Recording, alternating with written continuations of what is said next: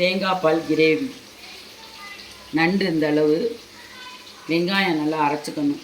பெரிய வெங்காயமாக இருந்தாலும் சரி, சின்ன வெங்காயம் ஏதோ ஒன்று, தக்காளி பழம் 2, மஞ்சத்தூள், பச்சை மிளகாய் 1, உப்பு, தேங்காய் பால். இது கறி மசாலா தூள். தாளிக்கிறதுக்கு எண்ணெய்,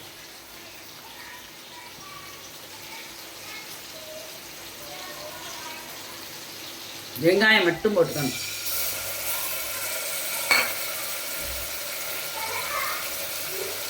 பதங்க நல்லா இந்த மாதிரி முருகலாக இருக்கணும்.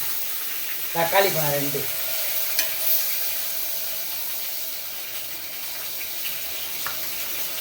மிளகாத்தூள் வேணும்னா போட்டுக்கலாம்.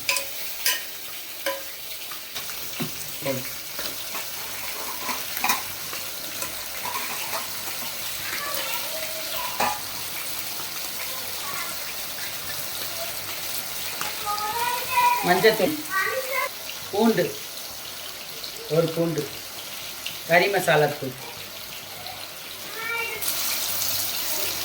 உரப்புக்கு 1 பச்சை மிளகாய், மிளகாத்தூள் வேணா போட்டுக்கலாம். உப்பு,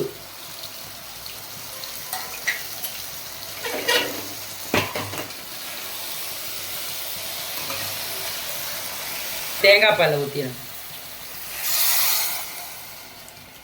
2 விசில் வச்சா போதும், இறக்கிடலாம். அந்த கறி மசாலாவில் மிளகு, சீரகம், பட்டை, சோம்பு அரைச்சிருக்கோம், அந்த தூள் போட்டிருக்கோம். கறி மசாலா தூள். தேங்காய் பால் மட்டும் ஊற்றிக்கணும். நண்டு தேங்காய் பால் கிரேவி 2 விசில் வச்சாச்சு. இது மாதிரி தான் இருக்கும், ஊற்றிக்கிற மாதிரி.